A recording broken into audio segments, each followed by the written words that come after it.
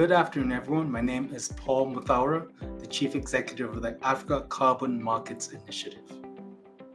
I was a long-term securities regulator and for a span of time, a member of the International Standard Setter for Securities Regulators. Thereafter, I moved to lead one of the larger regional insurance businesses in East Africa, and glad to say that we were the first continental member of the TCFD Insurance Pilot Group. Thereafter, I became an independent consultant, looking very much at supporting capital markets development in the East African region, and then looking fundamentally at net zero transition and how we're going to position Africa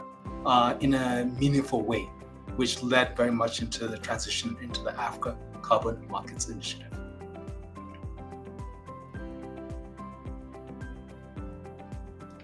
So as noted, the Africa Carbon Markets Initiative was launched at COP27.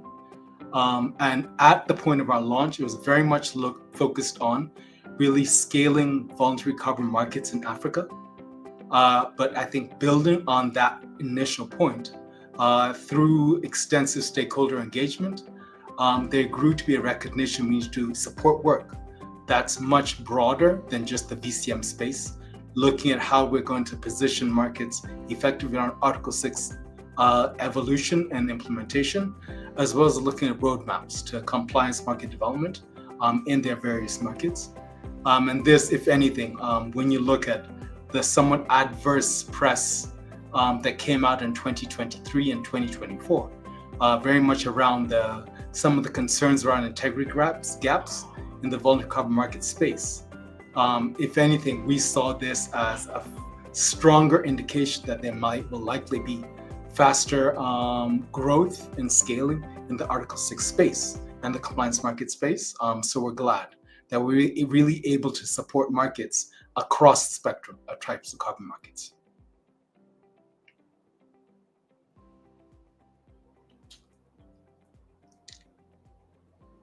Now, I think as I mentioned, that we are seeing significant evolution in both the Article 6 space and compliance market space, building on those foundations of the VCM space. There is a running query as to, are these going to become integrated? We do believe in time they will be, because a cohesive ecosystem really is what's going to most support global climate goals achievement and effective balancing of those global goals as against national and regional priorities. But we must be conscious that by their very nature, compliance markets do tend to have a slower rollout process because of the policy and regulatory framework development to ensure alignment with national policy and international standards. But we do believe that enhanced coordination across these markets will really support if it's supported with an effective level of shared learnings and really implementation of transparent frameworks, will really drive a more effective response to climate change, both at national level, regional levels, and ultimately at a global level.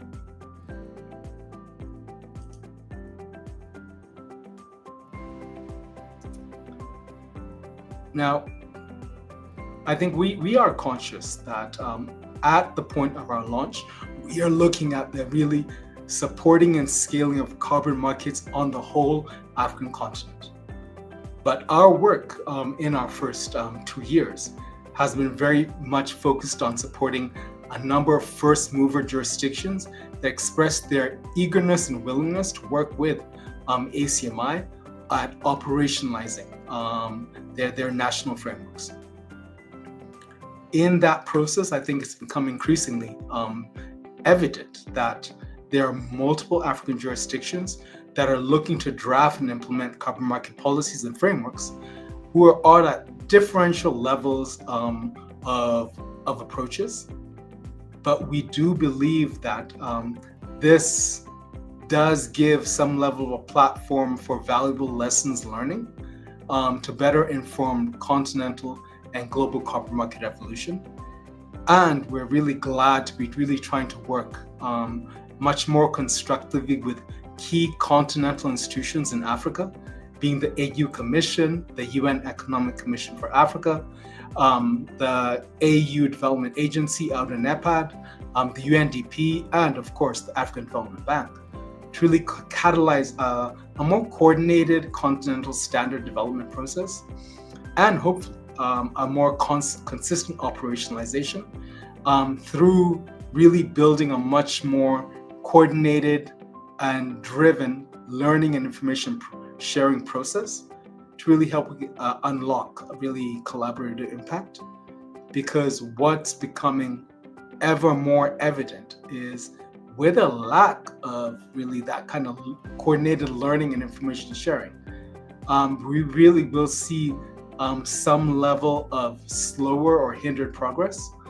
as well as the creation of gaps that, if addressed in a collaborative manner, would not have arisen. When we look at really countries stepping up to really understand how best can they engage with the carbon markets, we're very conscious that we need to start from a very clear understanding at national level about what their objectives are. Are they really trying to position carbon markets to really support climate finance channeling? Are they looking at it in terms of really complementing sustainable development? Or are there much broader economic transformation goals that are being sought to be driven through the operationalization of carbon markets? We tend to find that where there isn't a clear and coherent view as to why are we operationalizing these markets, you then tend to have really substantial challenges in implementation, and some challenges in terms of trust building, because there is a disconnect between your goal and purpose and actual regulations and frameworks being put in place. So we really strongly advocate for countries to really strongly articulate what their objectives are as early as possible in order to guide effective policy formulation and avoiding some of the pitfalls that come from some incongruence.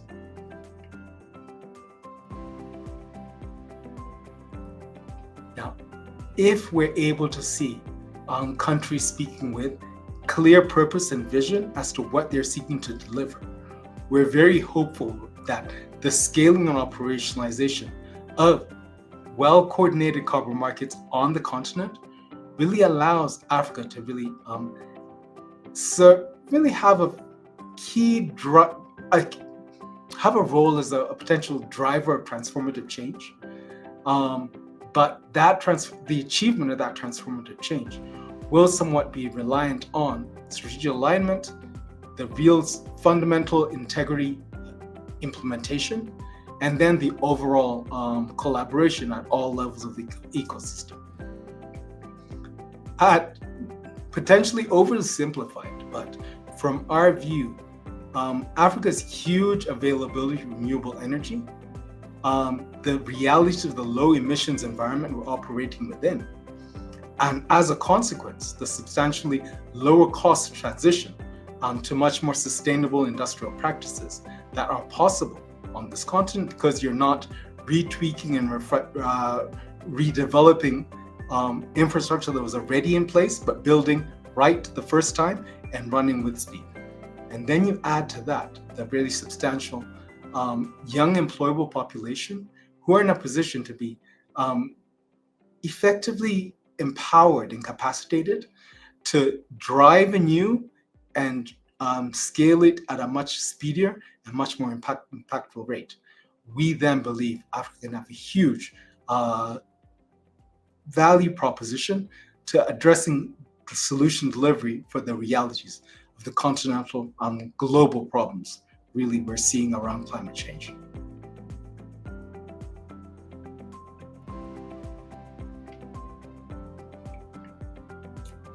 With our work so far in our first 2 years since COP27, I think we're glad to note that we played central roles in supporting the design, implementation, and operationalization of legal frameworks in Kenya and Nigeria, as well as really supporting a lot of industry capacity building in, for example, Rwanda and Ghana, who moved with some speed to put their legal frameworks in place. and looking forward to really the announcements of the outcomes with the work we're done with the Mozambique government in putting in place a very robust legal framework, moving them from purely a very much a RED plus oriented framework to looking at the full spectrum of the carbon market solutions that can be implemented. And we're glad to note that there are a number of other jurisdictions that have already expressed some level of interest in working with us, from Malawi through to the likes of Cameroon. And we hope when you look at scale and impact, if we're able to make our progress with our engagement with the likes of South Africa, Ethiopia, and comparatively with jurisdictions like Madagascar, we'll be able to really start providing some key reference points on what it can look like across the scale of levels of economic development on this continent. Now, building on that, I think we're glad to already be working closely with the government of Kenya to put in place a Article 6.2 pilot framework built very much on clean cooking in schools. We have been working with a number of parties to put together effectively an advanced market signal to bring together the demand side, to give strong commitments, value-based commitments, that if the right quality of projects are made available, they have already committed to allocate in excess of $1 billion to really move to allocation of capital to those projects that are having the most impact and the most transparent economic value to the communities they're operating within. We're glad to be working with a number of partners of the likes of the Voluntary Carbon Market Integrity Initiative, VCMI, looking at from the demand side at the designing of an auditor training program to build, really close the very substantial gap that exists in verification and validation capacity on the continent, to make sure that also we have a right pool of capacity to be able to start making sure the co-benefit elements that are very substantive in African projects start being factored into the valuation of the credit valuations from this continent. To support that, we've designed and are soon to launch a carbon hub, which is a repository of information for African PDs and ecosystem players to reference to better understand how they can effectively participate in this space. As earlier mentioned, we're glad to put together the first showcase of African project developers, over 100 PDs cutting across more than 24 jurisdictions on the continent. We have been looking to build greater awareness and capacity through hosting webinars and really working towards sharing evidence-based narratives, and really the rollout of what we hope to be referenced as an ACMI message house, so that whatever the issue, you have a central point you can get information and updated content on what's going on and what impact is it expected to have. But what has become so evident is we need to take those steps to really, through building effective partnerships. We have rolled those out with the VCMI and ICVCM on the demand and supply side, also with the International Emissions Trading Association, as well as UNDP Africa. And we're glad to be making key steps with the Glasgow Financial Alliance for Net Zero Africa offices to really convene and bring together the demand side from the continent to really catalyze effective investment in this continent. And our partnerships with the African Development Bank is very much central to supporting the introduction of appropriate financial intermediation tools and de-risking solutions that can help us move to the next step.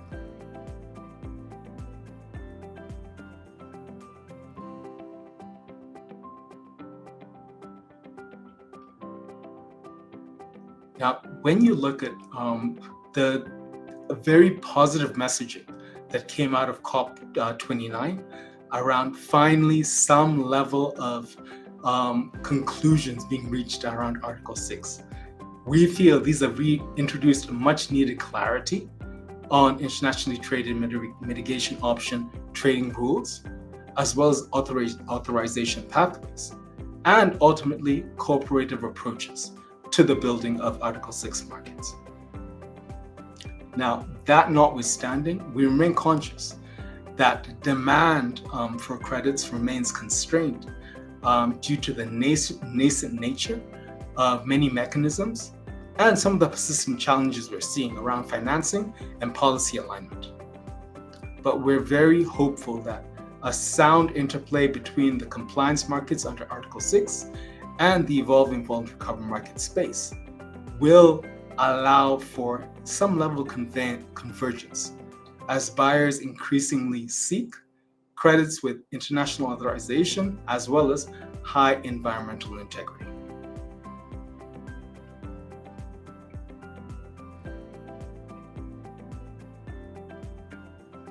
I think with all the positive work we see happening in multiple spaces, as well as project and product types, what's absolutely central is really integration of the highest standards of integrity, really ensuring that mechanisms are credible and aligned with international best practices. There must be transparency and equity in terms of equity and inclusion, so that frameworks are prioritized where they deliver social and economic benefits alongside the environmental outcomes really attached to the emissions reduction and removal targets of the carbon markets. But we really must advocate for the highest levels of regional and global cooperation so that we can really take those next steps in terms of leveraging learning, promoting shared learning, and really accelerate the development of aligned and well-integrated market systems.